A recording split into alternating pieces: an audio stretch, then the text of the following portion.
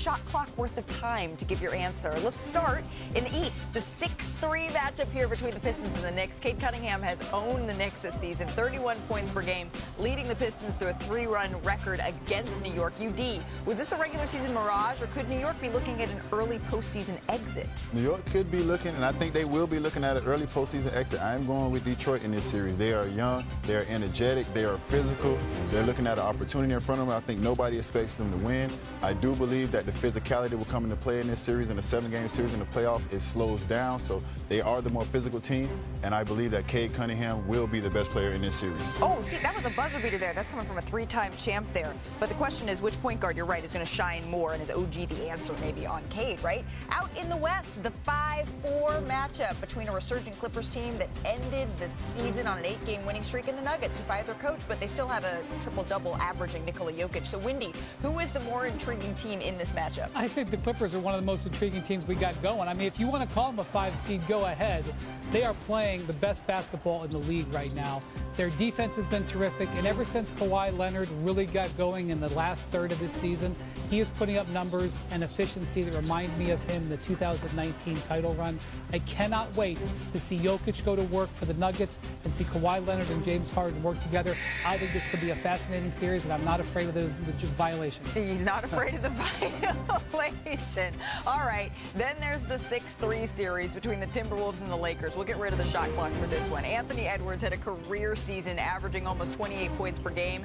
Luka Doncic was part of the most earth-shattering trades in NBA history. Lake Show Luka has been worth the price of admission, averaging 28 points, 8 rebounds, almost 8 assists during the regular season. The Lakers, they do head into the playoffs with their highest seeding since winning the 2020 finals. We don't need to talk about that, UD. It's okay. ESPN Bet has them as the big favorites in the first round. The Lakers and the Wolves, they've not met in the playoffs since 2004 in the West Finals. And if you're curious how long ago that was, Anthony Edwards, he hadn't turned 3 yet. So, Brian, what is the biggest question in this series? So, watching Luka and LeBron play is fascinating. They both kind of do the same things to teams in the playoff series. They can do so many different things. They wear the opposition down.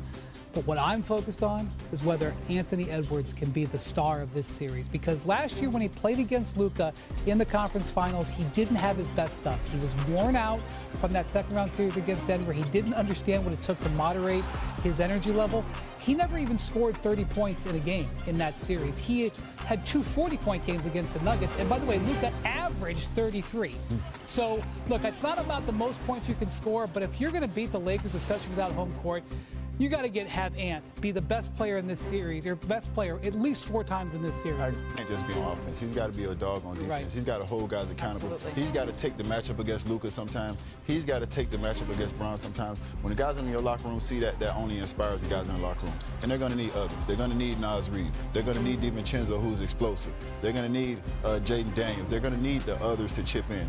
Do they win this series? I don't know, but I agree Ant-Man has to be the star that shines the brightest in this series. And how will he handle the double teams, right? He's one of the most blitzed and double-teamed players in the NBA. It's a good thing we have a couple more days for UD to cook up some breakdowns. Just 5 for 3. That's what he's been. Show us how it's going to be done here. Hey, before we go, we just want a long preamble, but there is a whole lot going on right now in Dallas, so we need to set all of this up properly. You were set to travel to Sacramento, but you stayed in Dallas to be able to attend this a meeting that was off the record between general manager Nico Harrison and a select few members here of the Dallas media. It was called a little bit last minute.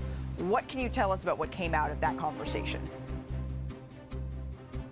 Well, we were able to use our audio recorders, which had to be negotiated beforehand. It was that kind of an awkward situation, and frankly, it was overdue. It was way past time, 2.5 months after the trade, for Nico Harrison to hold the first media availability that he had in Dallas. Now, it was only 15 members of the media, but Malika, this was an alarming lack of logic expressed by Nico Harrison and an astounding amount of tone deafness.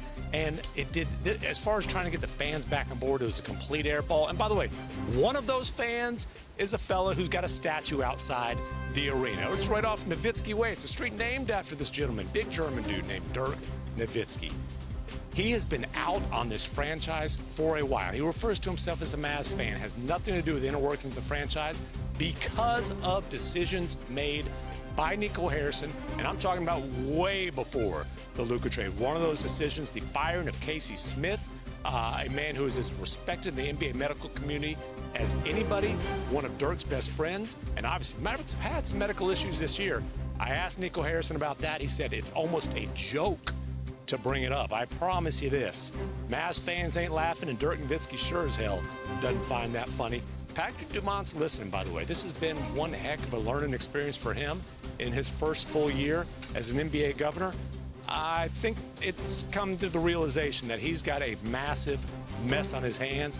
He's got some decisions to make to begin the cleanup process in Dallas. Yeah, as you reported, Nico Harrison said many times when he was asked to sort of explain the logic of trading away Luka Doncic that defense wins championships, insinuating that he doesn't think that that could have happened with Luka there, although they went to the NBA Finals last year. Tonight, though, the stakes couldn't be higher for the Dallas Mavericks. Beat Sacramento, and they have a chance to be in the playoffs. Lose, and their season is done. Sacramento is hoping to have something to say about all this, and when the Kings win, they light the beam. Do you think that they would, I don't know, invite you to do that tonight?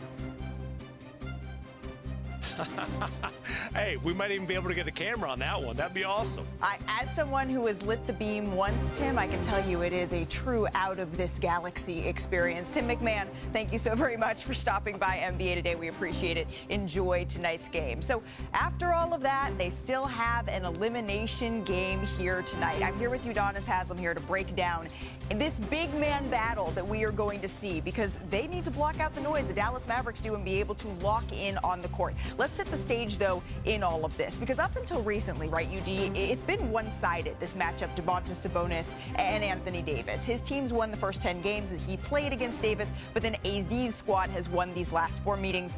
Obviously, the squads have changed a little bit here. What will AD be facing on the floor tonight? Well, this game is definitely going to come down to these two bigs. And Sabonis has had some success against AD, but it hasn't been just him. If we freeze it right here, once AD gets the ball right here, they're shrinking the elbows, making sure this defender, if he goes middle, is going to give him trouble. This is where Austin Reeves needs to pull around a little bit just to get in AD's vision. So now he gets the shot, but it's technically against 2 people. So even though he played good defense and kept his chest between him and the basket, you freeze it here. Once again, his chest is between AD and the basket. He's staying in front. We got help again from the wing here. So what I've seen teams be able to do is, Sabonis, keep your chest in front. We're going to help you from the wings. We're going to sink from the elbows.